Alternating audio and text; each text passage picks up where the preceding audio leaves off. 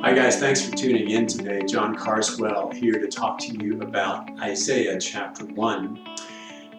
There are two sides to every story, two sides to every coin. There's the good and the bad, the righteous and the wicked, just like we talked about yesterday with Psalm 1.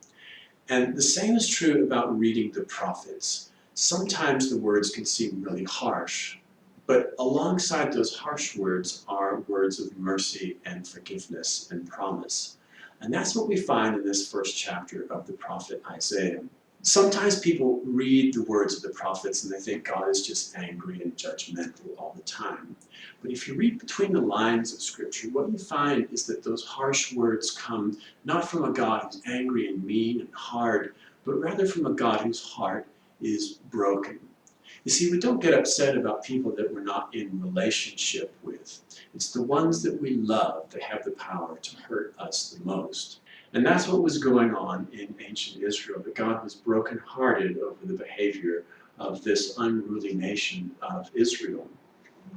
Now, to make matters worse, there's nothing like being in relationship with someone when they're not acting the way that you really want them to act, and yet they're pretending that everything's still okay.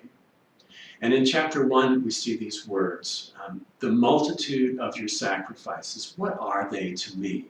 Stop bringing meaningless offerings because your incense is detestable to me. So what was going on is the people were still doing religious things. They were still coming to the temple and still offering sacrifices, but it was a sham religion. It was like Sunday morning worship that had nothing to do with Monday morning business. Now what the prophet talks about as an alternative, or the right way, is he says these things. He says, learn to do right, to seek justice, and to take up the cause of the fatherless, and to plead the case of the widow. In ancient Israel, the orphan, the widow, and the stranger had no political rights. They had no voice. And they really relied on people who were in positions of relative power to speak up on their behalf. In the New Testament, Jesus tells the story of the Good Samaritan.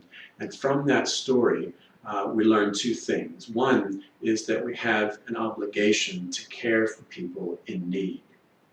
And two, and this is the more subtle message that comes out of that parable, that it's often the people who are most in need that really are the ones who have the power to bless us, because it's in making an effort to serve them that we recognize our own poverty. So what is true religion all about? True religion has two sides. There is the worship of God, and there's the service of our neighbor.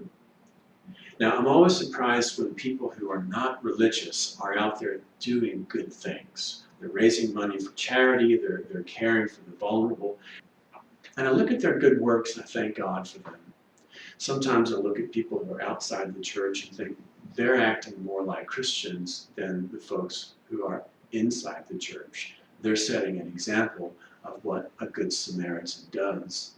And so I want to ask you today if you can perhaps think about putting those two sides of that coin together. There's the service of our neighbor, and there's the love of God in worship. I want to invite you to think about how you can put those two things together in your life and then serve as a witness. Sometimes I think that people are outside the church behave more like Christians than the ones who are inside the church. But I often wonder if the people who are doing those good works, and they are good works, are perhaps missing out on the joy of worshiping the Lord. You see, there's two sides to every coin. There's service to our neighbor, and there's the love of God in worship. And our challenge as Christians is to practice both of those sides and to share with others who may know only one side. So you might ask yourself, Lord, show me something practical that I can do that takes this devotional time beyond just an internal effort.